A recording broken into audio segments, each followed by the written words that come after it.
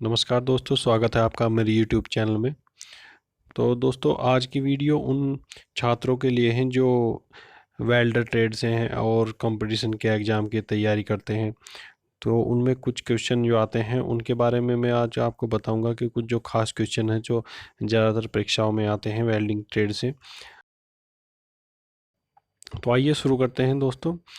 तो पहला क्वेश्चन है, नट बोल्ट किस प्रकार का जोड़ है?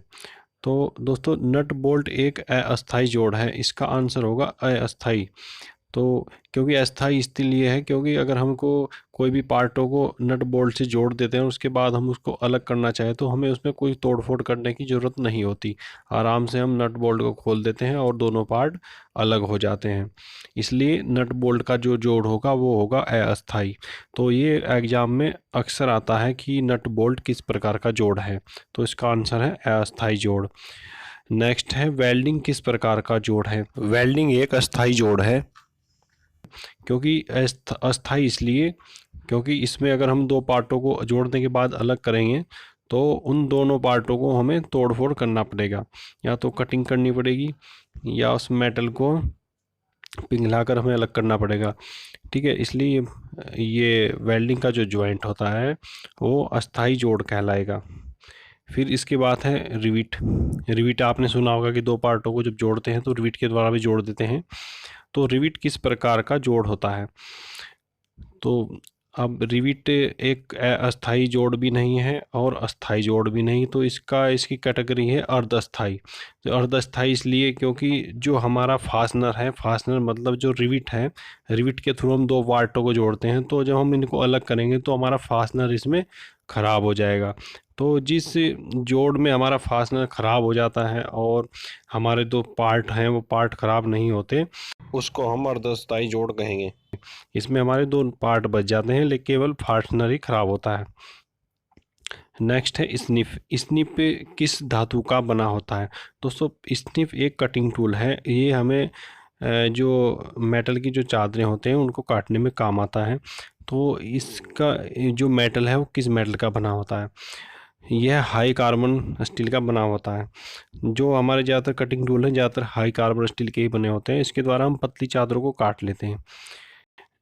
दोस्तों, नेक्स्ट क्वेश्चन है, स्निप की कटिंग धार कितने डिग्री पर ग्राइंड होती है? ये क्वेश्चन भी ज़्यादातर परीक्षाओं में आता है कि स्निप की जो कटिंग धार है कितने डिग्री पर होती है। तो इसका आंसर है 87 डिग्री।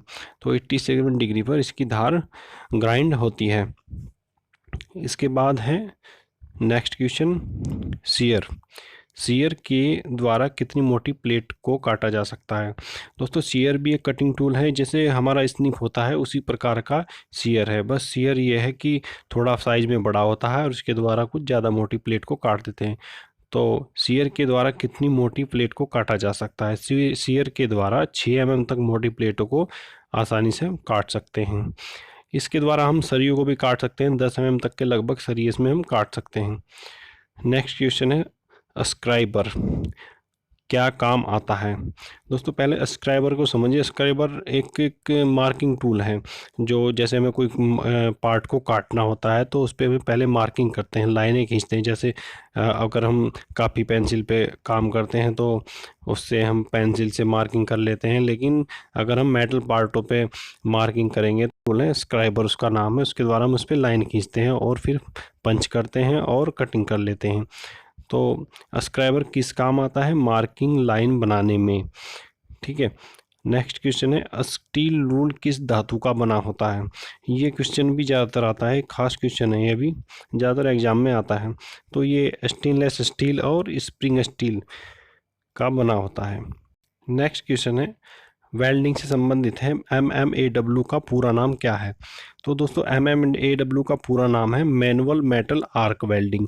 जो कि हमारी जो आर्क वेल्डिंग होती है, नॉर्मली जो हम देखते हैं वेल्डिंग मशीन जो दुकानों पे भी रखी होती है, हाथ से हम वेल्डिंग करते हैं उससे, तो मैनुअल मेटल आर्क वेल्डिंग उसका पूरा नाम है।